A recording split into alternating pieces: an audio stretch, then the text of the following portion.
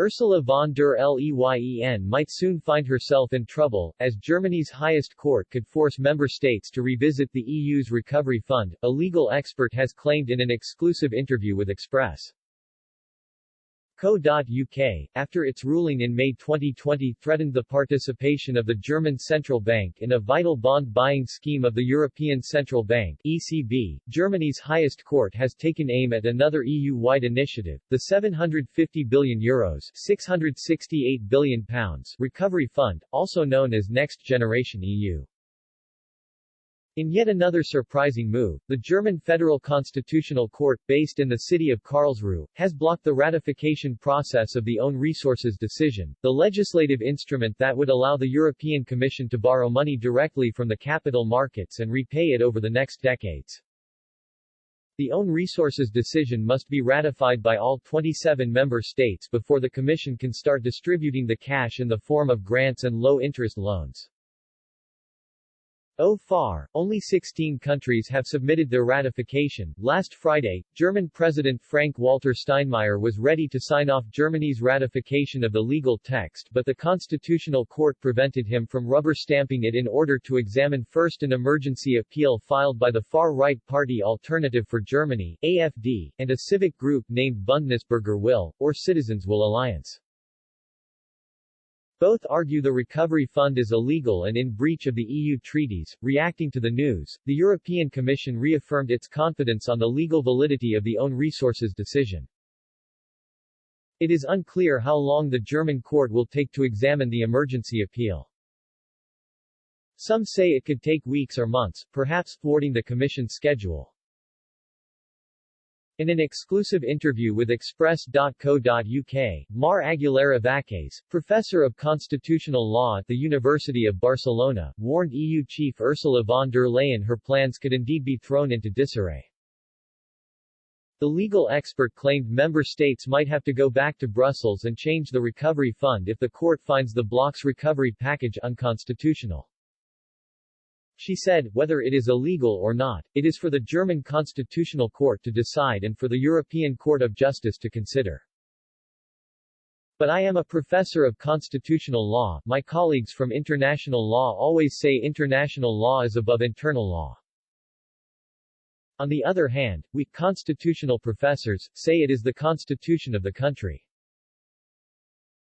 When asked what she thinks will happen, Ms. Aguilera Vázquez said, of course, the German Constitutional Court could very well say we cannot do this, because it goes against the Constitution. So we either change the Constitution or the EU changes the recovery fund. According to her, the latter is more likely. She added, everybody knows, we will see. But Germany is a leading country in the EU, so whatever its constitutional court says, it has an impact for sure. German lawyer and politician Dr. Peter Gauweiler is one of those on the political scene who is arguing the recovery fund is absolutely illegal.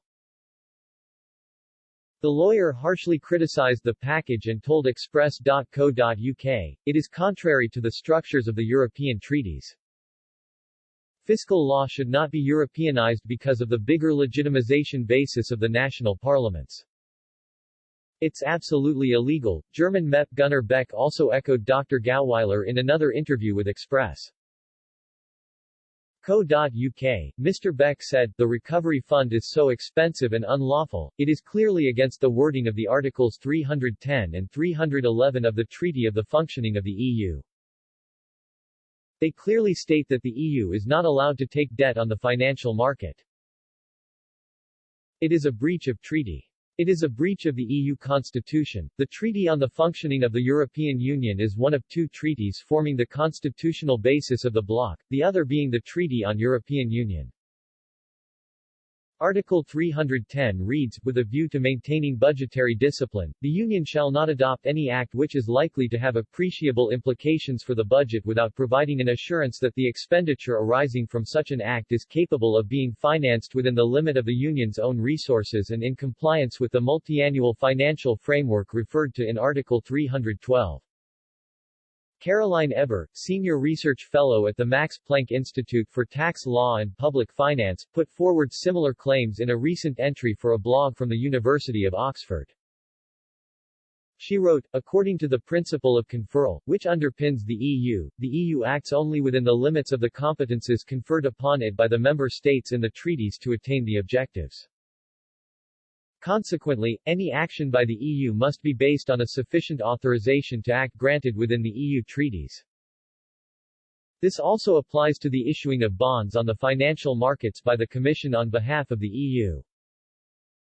The EU treaties do not confer a general power to borrow on the EU. At times, the lack of a general power to borrow has not prevented the EU from issuing bonds on the financial markets. Brussels has usually used the flexibility clause to overcome its lack of a fundamental borrowing competence. However, Ms. Eber noted, the flexibility clause cannot provide sufficient legal ground for the issuing of bonds for the recovery fund.